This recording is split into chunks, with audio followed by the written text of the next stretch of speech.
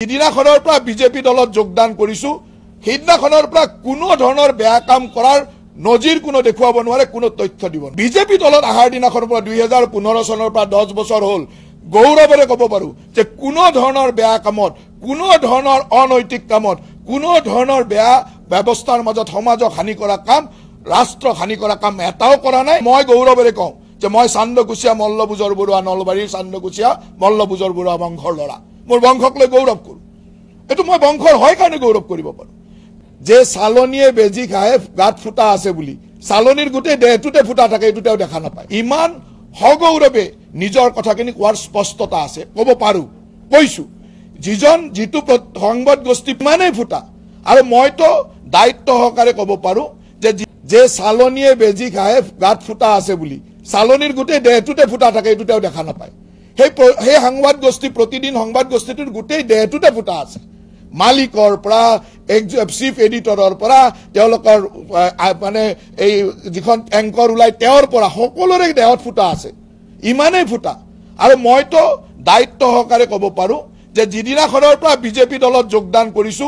সিদিনাখনৰ পৰা কোনো ধৰণৰ বেয়া কাম কৰাৰ নজিৰ কোনো দেখুৱাব নোৱাৰে কোনো তথ্য দিব নোৱাৰে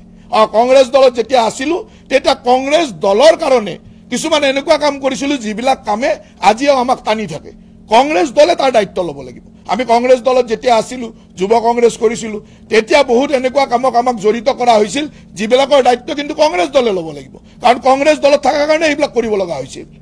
বিজেপি দলত আহাৰ দিনাখনৰ পৰা 2015 চনৰ পৰা 10 বছৰ হ'ল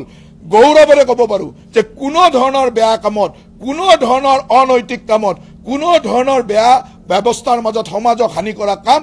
ৰাষ্ট্ৰ হানি কৰা কাম এটাও কৰা নাই আৰু ভৱিষ্যতেও নকৰো আৰু সেই কাৰণে ইমান হগৌৰৱে নিজৰ কথাখিনি কোৱাৰ স্পষ্টতা আছে ক'ব পাৰো কৈছো যিজন জিতু সংবাদ গোষ্ঠী প্ৰতিদিনে এই ধৰণৰ নিউজ বনাইছে তেওঁলোকক মই ক'ব খুজিছো আজিও কম যে তেখেতসকলৰ ৱেবছাইটত তেখেতসকলৰ সত্তাধিকাৰী তেওঁৰ নিজৰ এটা ডাটা উঠাই থৈছে আপোনালোকে নেটত চালে পাব সত্তাধিকাৰী লিখি থৈছে যে তেওঁ কি লিখিছে Jayant Borua proudly introduced himself as a great grandson of legendary Hemchandra Borua. তারমানে তেও পরিণতি legendary Hemchandra Boruar great grandson বলি তেও গৌরব অনুভব করে কিন্তু তেখেতে প্রমাণ কৰি দেখাওক যে জয়ন্ত বৰুৱা আমাৰ সকলোৰে শ্ৰদ্ধাৰ অসমৰ ভাষাৰ জনক হেমককৰ অভিধানৰ প্ৰণেতা হেমচন্দ্ৰ বৰুৱাৰ তেও কি হয় তেও গ্ৰেট গ্ৰাণ্ডসন হয় নেকি পরিণতি হয় নেকি মই কৈছো যে তেও কোনো পরিণতি নহয় গোটেই অসমক আভুৱা ভৰি গোটেই মানুহক আভুৱা ভৰি তেও পৰিণতি বুলি কৈ তেওৰ গোটেই বজাৰখন সমাজৰ লগত চলাই আছে তেও গ্ৰেট গ্ৰাণ্ডসন তেও পৰিণতি হেমচন্দ্ৰ বৰুৱা কিমান শ্ৰদ্ধাৰ মানুহ অসমৰ জাতীয় জীৱনৰ অসমৰ সাহিত্যৰ এনেকুৱা এজন শ্ৰদ্ধাশীল ব্যক্তি সেইজন ব্যক্তিৰ পৰিণতি নাম লৈ ইমান বেয়া কাম কৰি পৰিণতিৰ নাম লৈ থকাটো আসলতে অসমীয়া জাতিৰ কাৰণে লজ্জাজনক মই তথ্য সহকাৰে মই কৈছো যে হেমচন্দ্ৰ বৰুৱাৰ কোনো পৰিণতি নাই কোনো বায়োলজিক্যাল পৰিণতি গ্ৰেট গ্ৰাণ্ডসন নাই গতে তেও কোনো বায়োলজিক্যাল গ্ৰেট গ্ৰাণ্ডসন নহয় গতে এনেকুৱা এটা ইমান যাৰ জীৱনৰ পৰিচয়টোৱে ফুৱাৰে আৰম্ভ হৈছে যাৰ জীৱনৰ পৰিচয়টো যাৰ আইডেন্টিটি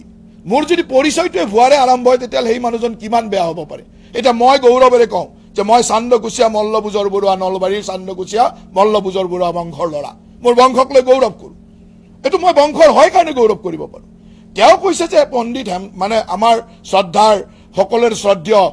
ভাষাৰ আমাৰ হেমককৰ প্ৰণেতা হেমচন্দ্ৰ বৰুৱাৰ তেওঁ পৰিণতি তেওঁতো নহয় পৰিণতি কিয় অসমৰ ৰাইজক এনেকুৱা আভুৱা ভৰিছে কিহৰ কাৰণে তেওঁ অসমৰ ৰাইজক ইমান ডাঙৰ মিছা কথা কৈছে অকল সেইটোৱে মিছা কথা নহয় তেওঁৰ মিছা কথা ইমান আপোনালোকে আগতে সংবাদ মাধ্যমত বহুতে পাইছিল চাগে